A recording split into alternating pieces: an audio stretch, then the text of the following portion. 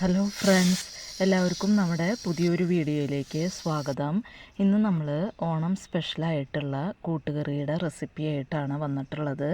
അപ്പോൾ നമുക്ക് പെട്ടെന്ന് തന്നെ വീഡിയോയിലേക്ക് പോയാലോ.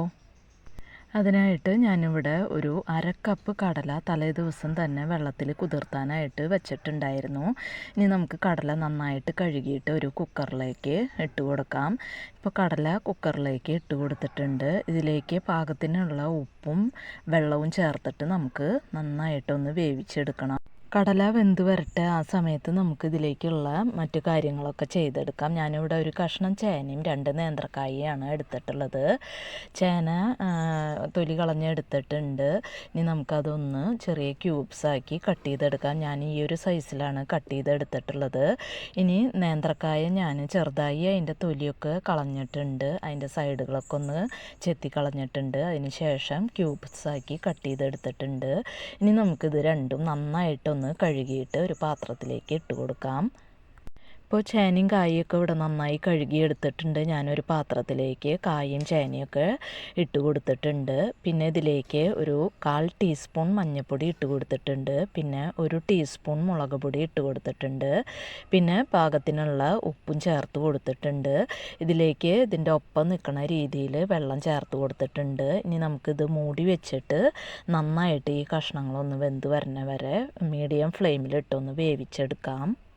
അപ്പോൾ ഇടയ്ക്കൊന്ന് ഇളക്കി നോക്കി മിക്സ് ചെയ്ത് കൊടുക്കാനൊന്നും മറക്കരുത് കേട്ടോ. ഇപ്പം നമ്മുടെ ചേനയും കായൊക്കെ ഇവിടെ ഒന്ന് വെന്ത് വന്നിട്ടുണ്ട്. ഈ സമയത്ത് നമ്മുടെ കടലയും വെന്ത് വന്നിട്ടുണ്ട്. ഇനി ഇതിലേക്ക് ഞാൻ കടല ചേർത്ത് കൊടുക്കുന്നുണ്ട്. കടലയിൽ കുറച്ച് വെള്ളമുണ്ട്. ആ വെള്ളത്തോട് കൂടി തന്നെ നമ്മൾ ഇതിലേക്ക് കടല ചേർത്ത് കൊടുക്കുന്നുണ്ട്. ഇനി നമുക്ക് ഇത് മൂടി വെച്ചിട്ട് അതൊന്ന് കടലയും കായും ചേനയൊക്കെ ഒന്ന് നന്നായിട്ടൊന്ന് മിക്സായി വരട്ടെ. ഈ സമയത്ത് നമുക്കിതിലേക്കൊരു തേങ്ങയുടെ അരപ്പ് റെഡിയാക്കണം. അതിനായിട്ട് ഞാനൊരു മിക്സിയുടെ ജാർ എടുത്തിട്ടുണ്ട്. അതിലേക്ക് ഒരു 1.5 പിടി തേങ്ങ ചേർത്ത് കൊടുത്തിട്ടുണ്ട്. പിന്നെ 1/2 ടീസ്പൂൺ ജീരകം, ക്യുമിൻ സീഡ്സ് ചേർത്ത് കൊടുത്തിട്ടുണ്ട്. കുറച്ച് വെള്ളവും ചേർത്ത് ഇത് നന്നായിട്ടൊന്ന് അരച്ചെടുക്കാം. ഇപ്പോൾ ചേനയും കായും കടലയൊക്കെ ഒന്ന് നന്നായിട്ട് മിക്സായി വന്നിട്ടുണ്ട്. അപ്പോൾ ഈ സമയത്ത് ഞാൻ ഇതിലെ കഷ്ണങ്ങളൊന്ന് ചെറുതായിട്ടൊന്ന് ഉടച്ചു കൊടുക്കുന്നുണ്ട് കേട്ടോ. അപ്പോൾ ഒന്ന് ഉടച്ചു കൊടുക്കണതായിരിക്കും നമ്മുടെ കൂട്ടുകറിക്ക് നന്നായിട്ടുണ്ടാവും. ഇതൊക്കെ ഒന്ന് യോജിച്ച് വരുമ്പോൾ നല്ല ടേസ്റ്റ് ഉണ്ടാവും.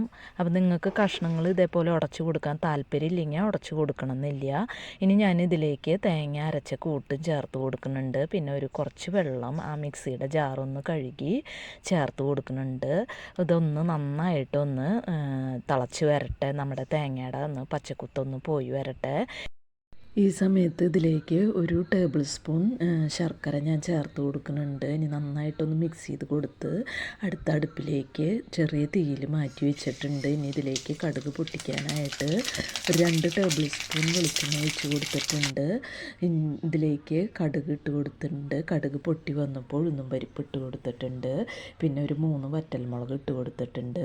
2 പിടി തേങ്ങ ഇട്ടിട്ട് നന്നായിട്ട് മീഡിയം ഫ്ലെയിമിലിട്ടിട്ട് ഒരു ഗോൾഡൻ ബ്രൗൺ കളറായി വരണ വരെ നന്നായി മിക്സ് ചെയ്ത് കൊടുത്തുകൊണ്ടിരിക്കാം.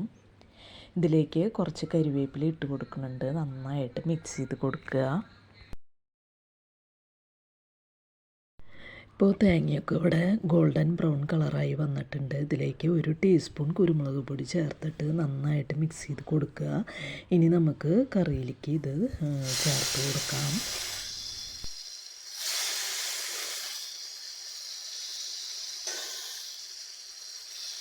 ഒന്ന് മിക്സ് ചെയ്ത് കൊടുത്തിട്ട് നമുക്ക് 5 മിനിറ്റ് ഒന്ന് മൂടി വെച്ച് കൊടുക്കാം.